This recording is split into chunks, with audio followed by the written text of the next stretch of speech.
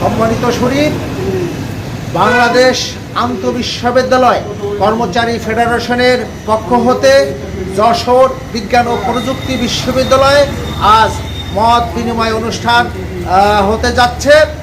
আমি জীবনের প্রথম এই যশোর জেলায় অবস্থান করছি এবং জীবনের প্রথম যশোর বিজ্ঞান ও প্রযুক্তি বিশ্ববিদ্যালয়ে অবস্থান করছি। চলুন আপনাদেরকে এই মত বিনিময় অনুষ্ঠানে নিয়ে যাই। আমি যাযাবর চ্যানেল, যাযাবর মুস্তাফিজ। সংগ্রাম করে কিন্তু আমাদেরকে আদায় করে নিতে হবে।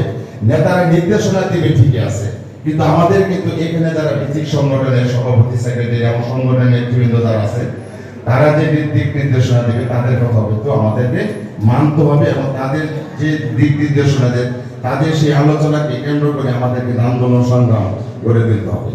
ইতিমধ্যে আমি একটি কথা বলতে চাই, একটি ভাই বলে গেছেন বঙ্গবন্ধু শেখ মুজিবুর রহমান কর্মচারীদের দাবি আদায় করতে গেলে সে ছাত্রত্ব হারিয়েছে।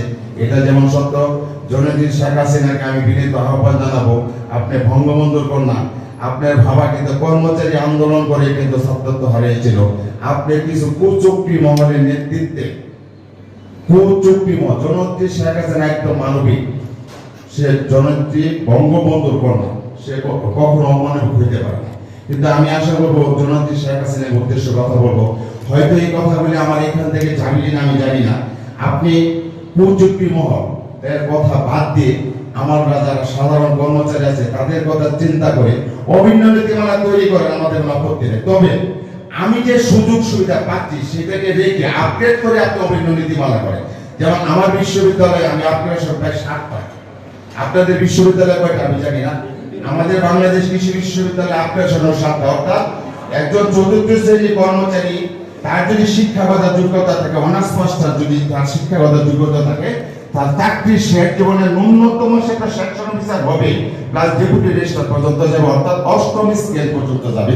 আমার কত অভিন্ন নীতিমালা তৈরি করে এই 8ম স্কেল আমার ঠিক রেখে যদি আপডেট কিছু করতে চান তাহলে আপনার নীতিমালা করেন, আমাদের কোনো আপত্তি নাই। এতে যদি ব্যাঘাত ঘটান তাহলে কিন্তু সমস্ত বাংলাদেশ অচল করে দিব কর্মচারীরা। তাই আমি এখানে ফেডারেশন নেতৃবৃন্দ উপস্থিত থাকলে ভালো হতো, তাদের উদ্দেশ্যে আমি দুটি কথা বলতাম। তারপরে আমি বলে দেই, কারণ হলো যে কোনো জায়গায় একত্রিত থাকলে সবকিছু আদায় করা সম্ভব। আমরা গ্রুপিং রাজনীতি চাই না। ফেডারেশনও আমরা দেখতেছি ইতিমধ্যে গ্রুপিং আছে, কিন্তু এই গ্রুপিং গুলো ভাঙে একটি পাল্লায় এসে কিন্তু আমাদের আন্দোলন লড়াই সংগ্রাম করতে হবে। নইলে বর্তমানে যে অবস্থা দেখেন, আমরা এখন আন্দোলন করবো স্কেল নিয়ে।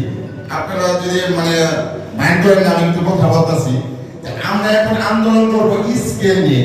দেখেন স্কেল নিয়ে নিজে পাই আমরা 1500 একটা স্কেল পাইছি, স্কেল পাইছি, এর মধ্যে 9 বছর অতিক্রম হয়ে 10 বছরে চলে আসছি।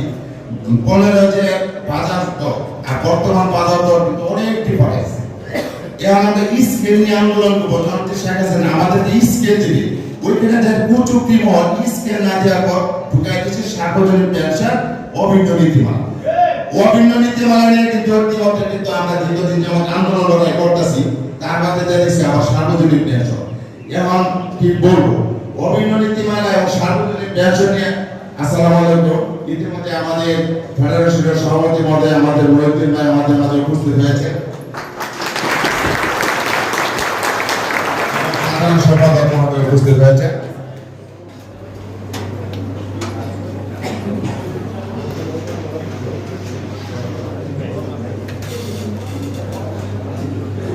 আমি শেষ করে দেব এই জায়গাটা, যে বলছিলাম যে আমরা স্কেল নিয়ে আন্দোলন করব সরকারের কাছে, আমরা স্কেল নেব। এই জায়গাতে এখন আমাদের অভিন্ন নীতি এবং সার্বজনীন পেনশন নিয়ে আন্দোলন লড়াই সংগ্রাম করতে হচ্ছে। যাই হোক, আমি আর কথা বলবো না। আমি অনেক দূর থেকে আসছি, আমার জীবনের প্রথম এই বিশ্ববিদ্যালয়ে এসেছি এবং এই বিশ্ববিদ্যালয়ে এসে গত ভোর 4টায় আপনাদের সভাপতি আমাকে রিসিভ করে তার বাসায় করছে, এটা খুব ভালো লাগছে। আমার কথাবার্তায় যদি কোনো ভুল ত্রুটি হয়ে থাকে ক্ষমা দৃষ্টিতে দেখবেন। তবে আমি সর্বশেষ একটি কথাই বলতে চাই, এই আপনাদের বেসিক সংগঠনের নেতৃবৃন্দ যে সিদ্ধান্ত দেবে, এই সিদ্ধান্ত অনুযায়ী একত্র থাকবেন এবং দাবি আদায়ের লক্ষ্যে তাদেরকে সহযোগিতা করবেন। সকলে সুস্বাস্থ্য এবং ধন্যবাদ জ্ঞাপন করে আমি আমার বক্তব্য শেষ করছি। জয় বাংলা, জয় বঙ্গবন্ধু।